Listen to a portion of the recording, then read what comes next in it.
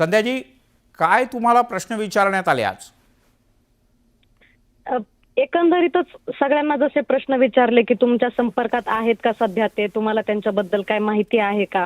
हो. परंतु आम्हाला काही माहिती नसल्या कारणाने आम्ही सांगितलं की नाहीये, काहीच माहित नाहीये की सध्या ते कुठे आहेत.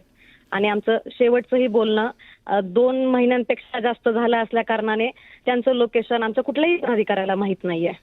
बरं, पण अशा घटनेचा कुठला संशय किंवा अंदाज होता तुम्हाला, किंवा तुम्हाला असं वाटत होतं वाल्मिक कराड आणि अन्य काही लोकांमध्ये इतक्या तणावाची आणि टोकाची परिस्थिती आहे? नाही, अजिबात कोणालाही कल्पना नव्हती.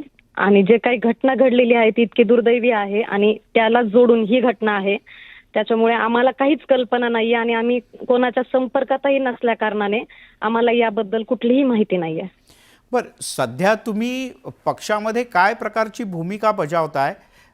तुम्ही फक्त बीड जिल्ह्याच्या राजकारणात सध्या सक्रिय आहात का तुमचा राज्यातही प्रवास असतो? मी पक्षाची युवती अध्यक्षपदी काम करत आहे आणि माझं एकंदरीत महाराष्ट्रात सगळीकडेच काम चालू आहे. ऑगस्ट महिन्यात मला हे पद भेटलं असल्या कारणाने फार सगळा महाराष्ट्र जरी फिरता आला नाही तरी निवडणुकांमध्ये जिथे पक्षाने सांगितलं आहे, वरिष्ठांनी सांगितलं आहे, अशा प्रत्येक ठिकाणी मी काम केलेलं आहे. पण मग तुम्हाला तुमचे फोन रेकॉर्ड्स देण्याकरता काही सांगण्यात आलं किंवा असं काही विचारण्यात आलं की तुमचं कोणाकोणाशी बोलणं झालं, तुमचा CDR काढण्यात आला वगैरे, अशी काही माहिती आहे तुम्हाला?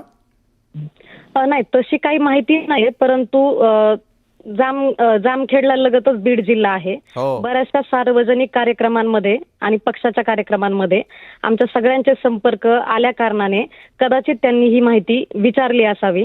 परंतु जे काही मला माहिती आहे त्या सगळ्या माहिती मी माझ्या परीने देण्याचा प्रयत्न केलेला आहे.